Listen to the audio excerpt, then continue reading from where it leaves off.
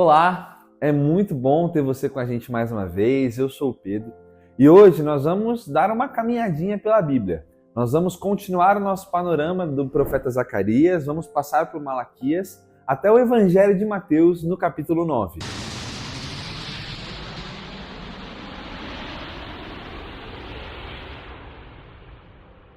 Dando continuidade ao livro do profeta Zacarias, você sabe muito bem que os profetas são aqueles que trazem consigo as palavras de Deus, que falam para o povo as palavras de Deus. E nesse caso, Zacarias o faz num contexto pós-exílico, quando o povo já voltou da Babilônia, e o profeta faz isso na intenção de não permitir que o povo caia nos mesmos pecados daqueles que levaram Israel à ruína, ao exílio e à escravidão. Depois de uma longa sessão de palavras do profeta ao povo, de exortação, de acusação, mas de principalmente esperança, nós chegamos às últimas duas grandes sessões do livro, as últimas duas grandes partes, que vão do capítulo 9 até o capítulo 11 e do capítulo 12 até o capítulo 14. Quando nós chegamos no capítulo 10, o texto ele ganha uma conotação mais poética e nos são apresentadas algumas figuras a respeito do Messias, a esperança messiânica que é tão visitada e falada pelos profetas. Aqui, o Messias ele é apresentado como uma figura humilde, indo em direção a Jerusalém, montada num jumentinho.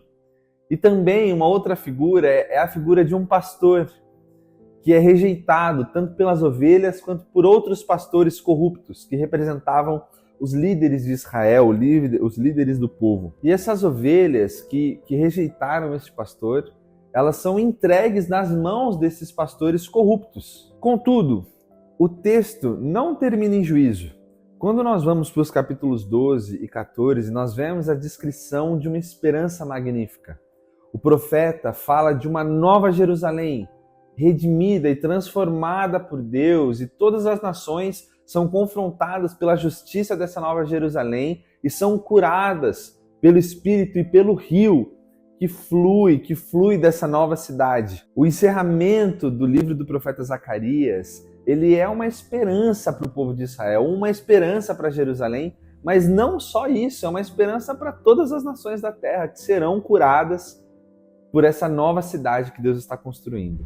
E aí nós chegamos no livro do profeta Malaquias, que assim como Zacarias está falando ao povo num contexto de pós-exílio, com o povo de Israel já de volta à sua terra, mais especificamente 100 anos depois que o povo saiu da Babilônia. E nós vamos ver que mesmo depois de todo o sofrimento que Israel passou, mesmo depois de todo o entusiasmo em estar de volta à terra de Israel, mesmo com toda a esperança messiânica, o povo era obstinado e recusava-se a retornar a Deus, a obedecer a Deus, caindo nos mesmos pecados dos seus antepassados que levaram Israel à ruína. E nesse caso, o pecado de Israel estava levando a uma série de problemas, como pobreza, injustiça social.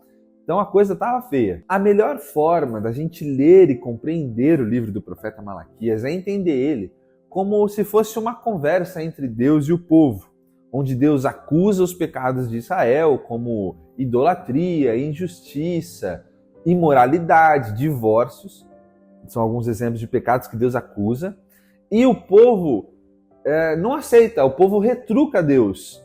Como, por exemplo, Deus fala assim: eu amo Israel, apesar de toda a rebelião, de toda a corrupção, e o povo responde: como é que o Senhor nos ama? Como o Senhor tem demonstrado seu amor por nós?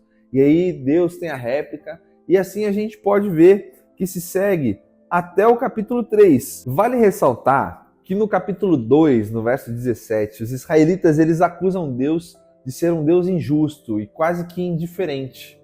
Então Deus diz que vai levantar um mensageiro, e esse mensageiro prepararia o caminho para o Senhor. Ele iria adiante de Deus e prepararia o caminho para a ação de Deus sobre o povo de Israel. Você sabe que figura corresponde a esse mensageiro que Deus disse que vai enviar a Israel?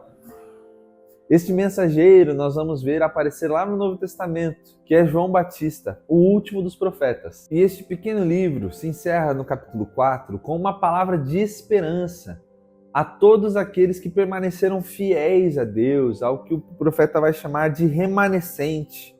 Para estes, o dia do Senhor virá como um dia de cura. O texto diz: o sol da justiça se erguerá, trazendo cura em suas asas. Mas o texto não acaba aí. O texto tem como se fosse um apêndice no final, porque ele traz a lei e os profetas para a conversa.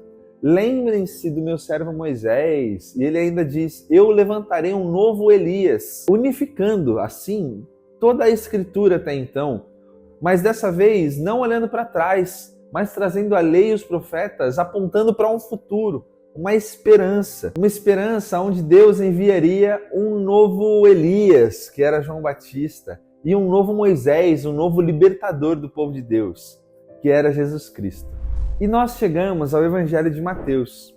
Mas antes de falar sobre o Evangelho especificamente, eu queria falar um pouco sobre o período que existe entre o fim do Antigo Testamento e o começo do Novo Testamento.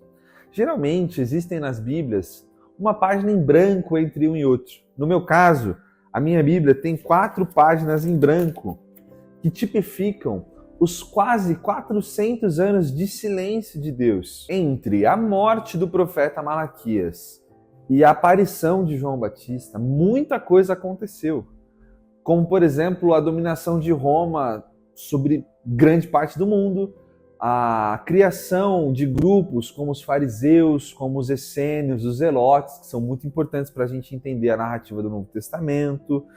Práticas como, por exemplo, o batismo começaram a vigorar na comunidade judaica, e muita produção textual, que contavam narrativas, histórias e mitos judaicos. Mas, como não se levantou nenhum profeta durante esse período, nós dizemos que é um silêncio de Deus por 400 anos. Então, nós finalmente chegamos ao Evangelho de Mateus.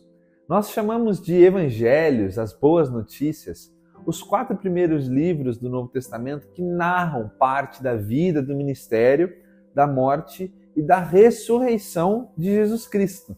E Mateus é o primeiro livro dessa grande seção que é o Novo Testamento.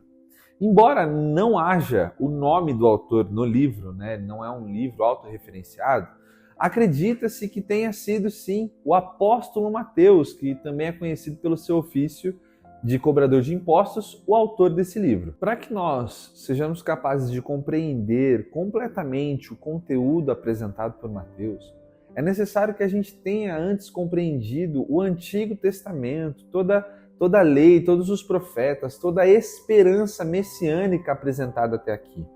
Porque Mateus vai apresentar Jesus como a conclusão da história de Deus e Israel, apresentando Jesus como de fato Messias prometido a Davi, lá em 2 Samuel, no capítulo 7, essa esperança que é desenvolvida e tão falada pelos profetas. Jesus é esse Messias, Jesus cumpre essa esperança, e Jesus é também um mestre maior que Moisés, um libertador do povo, só que além disso, ele é Emanuel, ele é o próprio Deus conosco. Então, o texto começa já com uma genealogia. E geralmente a gente tem dificuldade, acha muito chato ler as genealogias, mas elas são muito importantes, como nesse caso, Mateus está mostrando como Jesus está ligado à figura de Davi, como Jesus é o cumprimento da promessa de Deus feita a Davi, e também ligando Jesus a Abraão, mostrando como Jesus é o cumprimento da promessa de Deus a Abraão, de que todas as nações seriam abençoadas. E depois a gente tem o extraordinário relato da concepção de Jesus Cristo, mostrando que todas as coisas, cada detalhe que estava acontecendo ali, cumpre uma profecia a respeito do Messias, principalmente a concepção virginal de Maria. O fato de que Jesus não era um humano qualquer, ele era sim Emanuel, ele era o próprio Deus encarnando. Quando nós chegamos no capítulo 4, por exemplo, até o capítulo 7, a gente vai ver que Jesus é levado por Deus até o deserto e ele jejua por 40 dias e por 40 noites. E não vai ser a primeira vez que você vai ver esse destacamento de 40 dias na Bíblia. Sempre quando nós vemos isso, por exemplo, no Antigo Testamento, esse período antecede grandes manifestações de Deus, grandes moveres, quando Deus demonstra um grande poder ou quando Deus fala de uma forma extraordinária. Como, por exemplo, quando Moisés sobe ao Sinai para receber das mãos de Deus as tábuas da lei, ele fica lá por 40 dias e 40 noites. Quando Elias peregrina até o Monte Horebe para se encontrar com Deus, ele peregrina por 40 dias e 40 noites. Os espias que estão com Josué e Calebe ali, vendo a terra, eles passam 40 dias e 40 noites vendo a terra. Então Mateus está usando isso para mostrar que sempre depois desse número do 40 dias ou 40 anos, como é o caso do povo que passa 40 anos no deserto, eles precedem uma grande ação de Deus, um grande mover de Deus, um grande falar de Deus. E o 40 é um número que representa o tempo para algo, é o tempo necessário para. Então, quando a gente vê que esse número aparece, é o tempo necessário para que Deus haja, ou que Deus manifeste o seu poder de alguma forma sobrenatural. Depois disso, Jesus começa a pregar e anunciar o reino de Deus, um reino restaurado pelo poder de Deus e governado por Jesus, onde Jesus confrontaria o mal, restauraria o mundo e formaria um novo povo para Deus. É nessa sessão que se encontra o famoso Sermão da Montanha ou Sermão do Monte, onde Jesus leva os seus discípulos, todo mundo que está ali ouvindo ele, para um monte ou para uma encosta e começa a ensinar coisas a respeito do reino e uma interpretação completamente nova da lei. Tanto a narrativa quanto a composição textual, esteticamente falando, mostra que Mateus está nesses capítulos fazendo uma alusão à imagem de Moisés. Jesus leva o povo para um monte e fala a respeito da lei de Deus. Moisés está com o povo num monte, no Sinai no caso, e entrega ao povo as tábuas, as tábuas da lei feitas por Deus. É claramente uma alusão mostrando que Jesus é um mestre, assim como Moisés, só que ainda superior, com uma autoridade diferente. Há, inclusive, uma interpretação que diz que o fato de Mateus ter deixado no meio do livro 5 grandes sessões claras, terminando com ensinamentos de Jesus, é uma alusão à Torá, à lei de Moisés. Do capítulo 8 até o capítulo 10, nós vemos Jesus, depois de ter anunciado o reino, de fato estabelecendo o reino, trazendo o reino de Deus para a vida das pessoas que cruzavam seu caminho. Seguem-se vários relatos de como Jesus tinha autoridade para não só ensinar, mas para realizar maravilhas, curar enfermos, libertar pessoas endemoniadas. Inclusive tem autoridade sobre a natureza. A chave para que a gente entenda o que Mateus está querendo dizer aqui é compreendermos que tudo isso que Jesus faz atesta a sua messianidade. Todos os milagres, todos os ensinamentos, tudo que Jesus faz e realiza aqui, está deixando claro que ele é o Messias esperado. As coisas que Jesus faz são um cumprimento das promessas a respeito do Messias. Este é o novo Moisés que havia de vir e libertar o povo de Deus. Esse é o rei prometido a Davi, que governaria o povo com justiça e com retidão. E por hoje nós vamos parar por aqui. Eu agradeço a sua presença e mais uma vez eu te incentivo a continuar acompanhando os nossos vídeos, porque eu tenho certeza que você vai ser muito abençoado com a leitura da Palavra de Deus. Um grande abraço, até mais!